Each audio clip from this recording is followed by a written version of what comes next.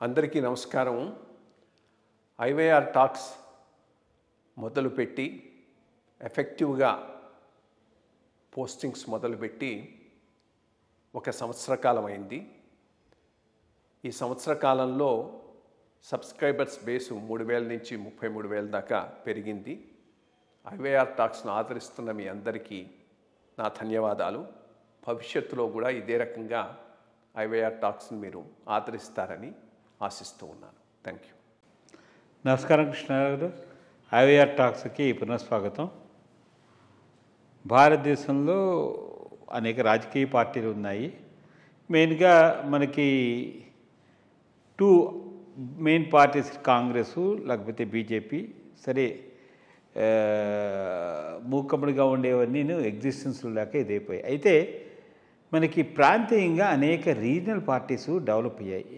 ఎప్పుడైతే regional parties develop అయ్యాయో వాళ్ళకి ఒక సంకుచిత భావంతో వాళ్ళ రాజకీయ నాయకుల్ని లేకపోతే వాళ్ళు ఎవరైతే చేశారో వాళ్ళందరినీను కొంచెం ప్రాపగేట్ చేసుకుని వాళ్ళ యొక్క దీన్ని చేయడం కోసం అని చెప్పి ఏం చేస్తున్నారంటే, మనం మామూలుగా చూసేది ఆ రాజకీయ పార్టీని స్థాపించిన వ్యవస్థాపకులు కానీ వాళ్ళని పాపులేషన్ ప్రభుత్వ ధనంతో వాళ్ళు ఏం చేస్తున్నారు, విచ్చలవిడిగా ఈ స్టాచ్యూస్ ఒకటి ప్రజాధనంతో, మామూలుగా ప్రైవేట్గా చేసుకుంటే పర్వాలేదు, ప్రజాధనంతో ఈ స్టాచ్యూస్ చేయడము సబబు కాదని చెప్పి రీసెంట్గా సుప్రీంకోర్టు మన తమిళనాడు గవర్నమెంట్కి సంబంధించి దాన్ని పాయింట్అవుట్ చేయడం జరిగింది. అసలు ప్రజాధనాన్ని అసలు ఇట్లాంటి వాటికి వాడటం, జాతీయ నాయకులు, భారతదేశానికి స్వాతంత్రం తీసుకొచ్చిన గాంధీ గారు లేకపోతే వల్లభాయ్ పటేల్ వీళ్ళు అంటే ఒకటి జాతీయ నాయకులు, ఒక హోదా ఉంది, ఒక ఇది స్టేటస్ ఉంది. సో అట్లాంటి వాళ్ళని మనం తలుచుకోవడం కోసం అని బట్ ఈ రీజనల్ పార్టీస్లో వాళ్ళందరూ కూడా ఇట్లా ప్రజాధనాన్ని ఉపయోగించడం ఎంతవరకు సబబు అనే దాని మీద ఒక చిన్న మీ యొక్క స్పందన కావాలి.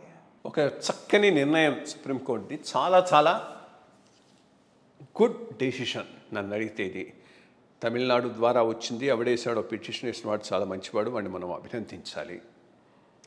మొట్టమొదట 2 అంతకుముందు కూడా కోర్టు డెసిషన్ ఒక రకంగా వచ్చింది. ఏమన్నారంటే పబ్లిక్ ప్లేసెస్లో స్టాచ్యూస్ పెట్టకూడదన్నారు. That's another important thing. లేకపోతే ప్రతి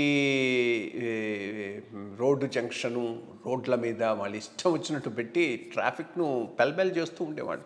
సో అదొకటి ఇంపార్టెంట్ డెసిషన్ ఒకటి వచ్చింది అంతకుముందు.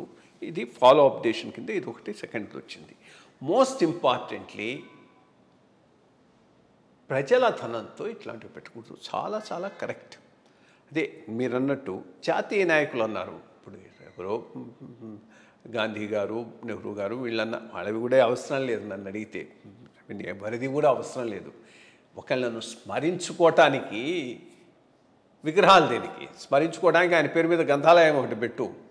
గాంధీ గారి గ్రంథాలయం, నెహ్రూ గారి గ్రంథాలయం, ఇంకోరి గ్రంథాలయం. బట్ స్టాచ్యూట్ అవసరమే ఉన్నది, దానికి కూడా అవసరం లేదు. బట్ అట్లీస్ట్ వాళ్ళ వరకు ఏంది, కొంత త్యాగం ఉన్నది.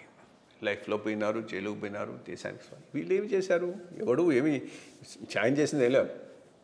వచ్చిన రాజ్యాధికారాన్ని వాళ్ళు ఇష్టం వచ్చినట్టు ఉపయోగించుకున్నారు. వాళ్ళ నేరో పొలిటికల్ ఇంట్రెస్ట్ కోసంగా రాజ్యాధికారాన్ని ఉపయోగించుకున్నటువంటి నాయకులే వీళ్ళు. ఎవరు పెద్ద మహనీయులు కాదు, మహాత్ములు కాదు. సో వీళ్ళందరికీ పెద్ద పెద్ద విగ్రహాలు ఇది అనేటటువంటిది కరెక్ట్ అనేటువంటి విషయం కాదు. అది కూడా ప్రభుత్వధనంతో.